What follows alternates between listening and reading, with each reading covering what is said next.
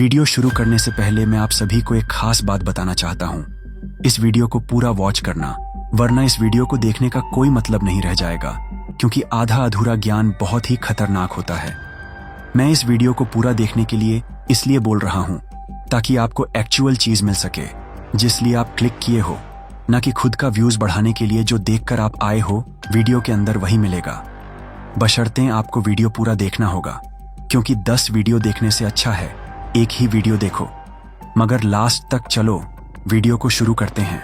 एक ठंडी स्याह रात थी। लखनऊ की पुरानी गलियों में 26 साल का अमन अपने छोटे से किराए के कमरे में बैठा अपने लैपटॉप की मध्यम रोशनी में अपने बॉस का ईमेल पढ़ रहा था। अमन, तुम्हारा प्रपोजल रिजेक्ट हो गया, कल सुबह 9 बजे मीटिंग में जवाब देना। उसका दिल जैसे धड़कना भूल गया।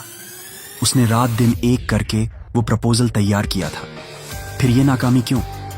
क्या उसका सहकर्मी जो हमेशा बॉस की चापलूसी करता था ने उसकी मेहनत को सबके सामने छोटा दिखाया, या फिर ऑफिस की वो खामोश साजिश जिसे वो अब तक नजरअंदाज करता आया था ने उसे फंसा दिया? अमन का दिमाग सवालों से घूम रहा था। उस रात उसे पहली बार एहसास हुआ कि जिंदगी का असली खेल मेहनत या टैलेंट का नहीं, बल्कि इंसानी फितरत का है। वो नियम जो चाणक्य ने सैकड़ों साल पहले समझे थे, वो रहस्य जो रतन टाटा जैसे दिग्गजों ने अपने साम्राज्य बनाने में इस्तेमाल किए, और वो सच्चाई जो हर इंसान की कामयाबी और नाकामी के पीछे छिपी होती है। आज हम बात करेंगे एक ऐसी किताब की जो इंसान के मन की गहराइयों को उघाड़ देती है, the laws of human nature. Robert Greene की वो कृति जो इंसानी व्यवहार के उन गहरे रहस्यों को सामने लाती है जो आपकी जिंदगी को बदल सकते हैं। ये किताब सिर्फ किताब नहीं, बल्कि एक हथियार है। ये आपको सिखाएगी कि लोग क्यों धोखा देते हैं, कैसे वो आपको अपने जाल में फंसाते हैं, और कैसे आप उनके इरादों को पढ़कर अपनी तकदीर खुद लिख सकते हैं। लेकिन सावधान रहिए, ये रहस्य जानने के बाद आप दुनिया को पहले जैसा कभी नहीं देख पाएंगे। तो तैयार हो जाइए, क्योंकि आज हम इंसानी फितरत के उन नियमों की गहराई में उतरने जा रहे हैं जो आपकी सोच को हमेशा के लिए बदल देंगे। पहला नियम, इंसान का असली चेहरा कल्पना कीजिए। एक छोटा सा गांव जहां 22 साल का संजय अपने परिवार की इज्जत और खेती की जिम्मेदारी उठा रहा था। उसका पड़ोसी रामलाल हमेशा उसकी मदद का वादा करता। संजय, तू चिंता मत कर, मैं तेरे साथ हूं। संजय उसकी बातों पर भरोसा करता। लेकिन एक दिन जब संजय को अपनी जमीन के कागजात चाहिए थे, तो उसे पता चला कि रामलाल ने चुपके से उसकी आधी जमीन अपने नाम करवा ली। कैसे? मीठी बातों से, झूठे वादों से, और संजय की भोली ईमानदारी का फायदा उठाकर। संजय रात भर रोता रहा। उसका भरोसा टूट गया। लेकिन क्या यह कहानी सिर्फ संजय की है? नहीं, यह हर उस इंसान की कहानी है जो दूसरों की मासूमियत को अपना हथियार बनाता है। रॉबर्ट ग्रीन कहते हैं कि हर इंसान एक मुखौटा पहनता है। वो आपको वही दिखाता है जो वो चाहता है कि आप देखें, लेकिन उसका असली चेहरा, वो उसके छोटे छोटे व्यवहार में, उसकी आंखों की चमक में और उसकी खामोश हरकतों में छिपा होता है। चाणक्य ने भी यही सिखाया था। जब उन्होंने चंद्रगुप्त को तैयार किया तो कहा, लोगों के शब्दों पर नहीं, उनके इरादों पर नजर रखो। भारत की राजनीति में ये खेल हर दिन खेला जाता है। बड़े बड़े नेता मंच पर भाईचारे की बात करते हैं, लेकिन पीठ पीछे साजिशें रचते हैं। तो सवाल ये है, क्या आप उस मुखौटे को उतार सकते हैं? अगली बार जब कोई आपसे बहुत प्यार दिखाए, बहुत तारीफ करे, तो रुकिए, सवाल कीजिए, क्या वो आपसे कुछ चाहता है? क्या उसकी मुस्कान के पीछे कोई और मकसद है? ये सवाल आपको सच के करीब ले जाएगा। लेकिन अभी तो बस शुरुआत है। एक और गहरा रहस्य आपका इंतजार कर रहा है। दूसरा नियम, नार्सिसिज्म की खतरनाक ताकत। मुंबई की चमक दमक वाली दुनिया में 25 साल की रिया एक उभरती हुई मॉडल थी। वो अपने सपनों को सच करने के लिए दिन रात मेहनत करती थी। एक दिन एक बड़े डिजाइनर विक्रम ने उससे कहा, रिया, तुम में वो बात है, तुम एक दिन सुपरस्टार बनोगी। रिया का दिल खुशी से झूम उठा। विक्रम की तारीफों ने उसे आसमान पर पहुंचा दिया। लेकिन जैसे जैसे समय बीता, रिया को एहसास हुआ कि विक्रम सिर्फ उसकी तारीफ करके उसे अपने कंट्रोल में रखना चाहता था। उसने रिया के शो का सारा क्रेडिट खुद लिया और उसे छोटे मोटे रैंप शो तक सीमित कर दिया। रिया टूट गई। उसने समझा कि तारीफें हमेशा सच नहीं होती। ग्रीन कहते हैं कि कुछ लोग नार्सिसिस्ट होते हैं। वो सिर्फ अपनी तारीफ सुनना चाहते हैं। वो दूसरों को नीचा दिखाकर खुद को बड़ा समझते हैं। उनकी दुनिया में सिर्फ वो और उनकी महानता होती है। हिटलर इसका सबसे खतरनाक उदाहरण था। उसने अपनी करिश्माई बातों से लाखों लोगों को मंत्रमुग्ध कर दिया, सिर्फ इसलिए क्योंकि वो उनकी कमजोरियों को समझता था। वो जानता था कि लोग उसकी तारीफों और बड़े बड़े वादों के सामने झुक जाएंगे। भारत में भी ऐसे लोग हर जगह मिलते हैं।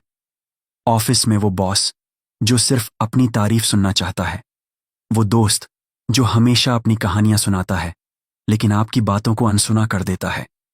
ये नार्सिसिज्म का खेल है और इस खेल में फंसने का मतलब है अपनी पहचान खो देना। तो सवाल ये है, क्या आप ऐसे लोगों की चाल को समझ सकते हैं? क्या आप उनकी तारीफों के जाल से बच सकते हैं? जवाब जानने के लिए एक और कहानी सुनिए। तीसरा नियम। दूसरों की इच्छाओं को पढ़ने की कला। जयपुर के एक छोटे से स्टार्टअप में 28 साल की प्रीति अपने सहकर्मी अजय के साथ काम करती थी। अजय हमेशा प्रीति की मदद करता, कभी उसका लैपटॉप ठीक करता, कभी मीटिंग में उसका साथ देता। प्रीति उसे अपना अच्छा दोस्त मानने लगी। लेकिन एक दिन जब प्रीति को प्रमोशन मिला तो अजय का व्यवहार बदल गया। वो चुप रहने लगा, ताने मारने लगा। प्रीति को बाद में पता चला कि अजय उसकी मेहनत का क्रेडिट अपने बॉस के सामने ले रहा था। उसने प्रीति की दोस्ती का फायदा उठाकर उसकी कमजोरियों को समझ लिया था। ग्रीन कहते हैं कि हर इंसान के दिल में एक गहरी इच्छा होती है। कोई मान चाहता है, कोई पैसा, तो कोई प्यार। जो लोग इन इच्छाओं को पढ़ लेते हैं वो दूसरों को आसानी से कंट्रोल कर सकते हैं। रतन टाटा इसका सबसे बड़ा उदाहरण है। जब उन्होंने टाटा नैनो लॉन्च की तो उन्होंने आम भारतीय की इच्छा को पढ़ा। एक ऐसी गाड़ी जो सस्ती हो लेकिन परिवार की इज्जत बढ़ाए। नैनो सिर्फ एक गाड़ी नहीं थी बल्कि एक सपना था जो टाटा ने हर भारतीय के लिए साकार किया। लेकिन सावधान, अगर आप दूसरों की इच्छाओं को नहीं समझेंगे तो कोई और आपकी इच्छाओं का फायदा उठा सकता है। क्या आप जानते हैं कि आपके सबसे करीबी लोग आपसे क्या चाहते हैं? क्या आप उनकी नजरों में छिपी भूख को पढ़ सकते हैं? ये सवाल आपके रिश्तों को नया मोड़ दे सकता है। लेकिन अभी तो कहानी और गहरी होने वाली है। चौथा नियम। ईर्ष्या का झर। दिल्ली के एक नामी कॉलेज में दो दोस्त, अनु और स्वाति, हर वक्त साथ रहती थीं। दोनों एक दूसरे के लिए कुछ भी करने को तैयार थीं। लेकिन जब अन्नू को कॉलेज की डिबेट प्रतियोगिता में पहला पुरस्कार मिला तो स्वाति का व्यवहार बदल गया। वो छोटी छोटी बातों पर नाराज होने लगी। अनु की हर कामयाबी पर सवाल उठाने लगी। तुझे ये अवार्ड कैसे मिल गया? जरूर कुछ जुगाड़ किया होगा। अनु को समझ नहीं आया कि उसकी सबसे अच्छी दोस्त अचानक इतनी कड़वी क्यों हो गई। लेकिन ग्रीन इसे समझाते हैं। वो कहते हैं कि ईर्ष्या इंसान की सबसे खतरनाक भावना है। ये वो जहर है जो चुपके से रिश्तों को खोखला कर देता है। चाणक्य ने भी यही कहा था, अपने दुश्मनों से कम अपने करीबियों से ज्यादा सावधान रहो, क्योंकि ईर्ष्या सबसे पहले वहीं जन्म लेती है जहां प्यार और भरोसा होता है।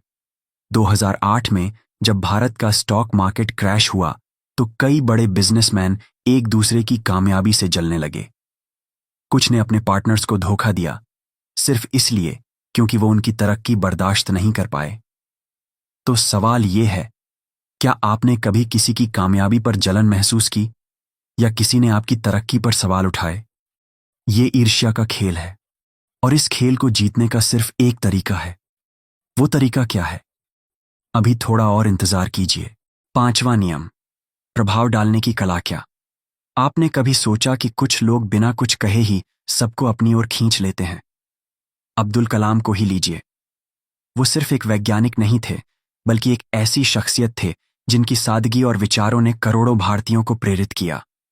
जब वो स्कूलों में बच्चों से मिलते तो उनकी आंखों में सपने जगा देते। कैसे? क्योंकि वो आत्मविश्वास, करिश्मा और दूसरों को समझने की कला में माहिर थे। ग्रीन कहते हैं कि प्रभाव डालने की कला में 3 चीजें मायने रखती हैं। आत्मविश्वास, जो आपकी हर बात को वजन देता है। करिश्मा, जो लोगों को आपकी ओर खींचता है। और दूसरों की भावनाओं को पढ़ने की शक्ति, जो आपको बताती है कि उन्हें क्या चाहिए। स्टीव जॉब्स इसका वैश्विक उदाहरण है। जब वो एप्पल के प्रोडक्ट्स लॉन्च करने के लिए स्टेज पर बोलते थे तो लोग मंत्रमुग्ध हो जाते। उनकी आवाज में एक जादू था जो सिर्फ शब्दों से नहीं आता, वो लोगों की इच्छाओं को समझने से आता था। भारत में भी ऐसे लोग हैं, जैसे कि किरण बेदी, जिन्होंने अपनी बेबाकी और नेतृत्व से पुलिस सुधारों में इतिहास रच दिया। लेकिन सवाल ये है, क्या आप भी ये कला सीख सकते हैं? जवाब हाँ है, लेकिन इसके लिए आपको एक खास रहस्य समझना होगा। वो रहस्य क्या है? बस थोड़ा और रुकिए। छठा नियम, छिपे हुए इरादे। बेंगलुरु के एक टेक्नोलॉजी स्टार्टअप में 30 साल का सौरभ अपने पार्टनर निखिल के साथ काम करता था। निखिल हमेशा सौरभ की तारीफ करता। सौरभ, तू इस कंपनी का रीढ़ है। सौरभ को लगता कि निखिल उसका सच्चा हितैषी है। लेकिन एक दिन सौरभ को पता चला कि निखिल ने उनके निवेशकों को बताया कि कंपनी का सारे बड़े आइडियाज उसके हैं। सौरभ टूट गया। उसने समझा कि दोस्ती और पार्टनर होने का मतलब भरोसा है, लेकिन निखिल के इरादे कुछ और थे। ग्रीन कहते हैं कि लोग अपने असली इरादों को छिपाने में माहिर होते हैं। वो मुस्कुराते हैं, प्यार दिखाते हैं, लेकिन उनके दिल में कुछ और चल रहा होता है। भारत की राजनीति इसका सबसे बड़ा अखाड़ा है। कितने ही नेता मंचों पर भाईचारे और एकता की बात करते हैं, लेकिन पीठ पीछे साजिशें रचते हैं। 1970 के दशक में इमरजेंसी के दौरान कई नेताओं ने अपने ही सहयोगियों को धोखा दिया, सिर्फ इसलिए क्योंकि उनके इरादे सत्ता हथियाने के थे। तो आप कैसे जानेंगे कि कोई सच बोल रहा है या झूठ? ग्रीन का जवाब है, उनके शब्दों पर नहीं, उनके कामों पर ध्यान दें। क्या आप उनके इशारों में छिपी साजिश को पढ़ सकते हैं? क्योंकि अगला नियम और भी खतरनाक है। 7वां नियम, ग्रुप की ताकत और कमजोरी। कभी सोचा है कि लोग भीड़ में क्यों बदल जाते हैं? 2018 में दिल्ली के एक छोटे से इलाके में एक अफवाह ने हंगामा मचा दिया। एक मासूम इंसान को भीड़ ने सिर्फ इसलिए निशाना बनाया क्योंकि वो अलग था। लोग जो अकेले में शांत थे, भीड़ में हिंसक हो गए। ग्रीन कहते हैं कि जब लोग ग्रुप में होते हैं तो उनकी सोच बदल जाती है। वो वही करते हैं जो भीड़ करती है। उनकी अपनी पहचान खो जाती है, लेकिन ग्रुप की ताकत को समझने वाले लोग इसे अपने फायदे में बदल सकते हैं। रतन टाटा ने यही किया। जब टाटा ग्रुप संकट में था, तब उन्होंने अपने कर्मचारियों को एक परिवार की तरह एकजुट किया। उनकी लीडरशिप ने न केवल कंपनी को बचाया, बल्कि उसे नई ऊंचाइयों पर ले गया। गांधी जी भी इसका उदाहरण हैं। उनके एक आह्वान पर लाखों भारतीय सड़कों पर उतर आए, क्योंकि उन्होंने ग्रुप की ताकत को समझा था। तो सवाल ये है, क्या आप भीड़ का हिस्सा बन रहे हैं या उसे समझ रहे हैं? क्या आप ग्रुप की ताकत को अपने सपनों को सच करने में इस्तेमाल कर सकते हैं? ये सवाल आपके भविष्य को तय करेगा। 8वां नियम, भावनाओं का जाल। हर इंसान की जिंदगी में एक ऐसा पल आता है जब उसकी भावनाएं उसे कमजोर करती हैं। हैदराबाद में 29 साल की मेघा अपने बॉयफ्रेंड राहुल से बहुत प्यार करती थी।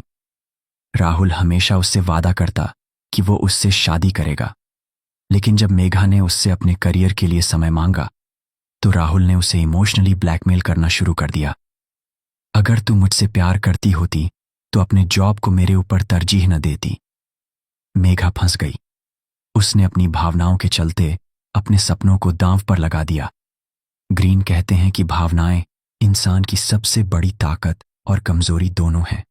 जो लोग दूसरों की भावनाओं को समझ लेते हैं, वो उन्हें आसानी से कंट्रोल कर सकते हैं। भारत के कई धार्मिक गुरु इसका इस्तेमाल करते हैं। वो लोगों की आस्था और डर का फायदा उठाकर उन्हें अपने पीछे खींच लेते हैं। लेकिन सावधान, अगर आप अपनी भावनाओं पर काबू नहीं पाएंगे तो कोई और उन्हें हथियार बना देगा। तो क्या आप अपनी भावनाओं को समझते हैं? क्या आप उनके जाल से बच सकते हैं? इस सवाल का जवाब आपकी जिंदगी को नया मोड़ दे सकता है। 9वां नियम, नियंत्रण की चाह। हर इंसान में एक छिपी हुई चाह होती है, नियंत्रण की चाह, चाहे वो रिश्तों में हो, ऑफिस में या समाज में। ग्रीन कहते हैं कि जो लोग इस चाह को समझ लेते हैं, वो दुनिया को अपने इशारों पर नचा सकते हैं। लेकिन इसके लिए आपको पहले खुद को नियंत्रित करना होगा। कल्पना कीजिए, एक छोटे से कस्बे में एक बुजुर्ग जो अपने शब्दों से पूरे मोहल्ले को जोड़ता था। उसकी सलाह हर कोई मानता था। क्यों? क्योंकि वो अपनी भावनाओं पर काबू रखता था। वो जानता था कि गुस्सा, जलन या लालच उसे कमजोर कर सकता है। ग्रीन का ये नियम कहता है कि अगर आप अपनी कमजोरियों पर काबू पा लेंगे तो कोई आपको हरा नहीं सकता। भारत के इतिहास में शिवाजी महाराज इसका उदाहरण है। उन्होंने अपनी भावनाओं को कभी अपने फैसलों पर हावी नहीं होने दिया। उनकी रणनीति और संयम ने ही उन्हें एक महान योद्धा बनाया। तो सवाल ये है, क्या आप अपने गुस्से, अपने डर और अपनी चाहत पर काबू पा सकते हैं? अंतिम संदेश तो दोस्तों ये थी the laws of human nature की गहन और रोमांचक कहानी। ये किताब सिर्फ एक किताब नहीं बल्कि एक दर्पण है जो आपको दिखाता है कि आप कौन हैं और आपके आसपास के लोग कौन हैं। ये आपको सिखाती है कि इंसानी फितरत के नियमों को समझकर आप अपनी जिंदगी को कैसे बदल सकते हैं। अगली बार जब कोई आपसे मीठी बातें करे, कोई आपकी तारीफ करे या कोई आपसे कुछ छिपाए तो रुक जाएं। सवाल कीजिए, क्या आप उनके इरादों को पढ़ सकते हैं? क्या आप उनकी चालों को समझ सकते हैं? ये सवाल आपकी जिंदगी को नया मोड़ दे सकते हैं। अगर आपको ये कहानी पसंद आई, अगर इसने आपके दिल को छुआ और अगर इसने आपके दिमाग में एक नया सवाल पैदा किया तो इस वीडियो को लाइक करें, अपने दोस्तों के साथ शेयर करें और हमारे चैनल को सब्सक्राइब करें। क्योंकि जिंदगी एक खेल है और इस खेल को जीतने के लिए आपको इंसानी फितरत के नियमों को समझना होगा। तो बताइए, क्या आप तैयार हैं इन नियमों को अपनी जिंदगी में अपनाने के लिए? कमेंट में जरूर लिखें। और हाँ, हम फिर मिलेंगे एक और ऐसी कहानी के साथ जो आपके दिल और दिमाग को हिलाकर रख देगी।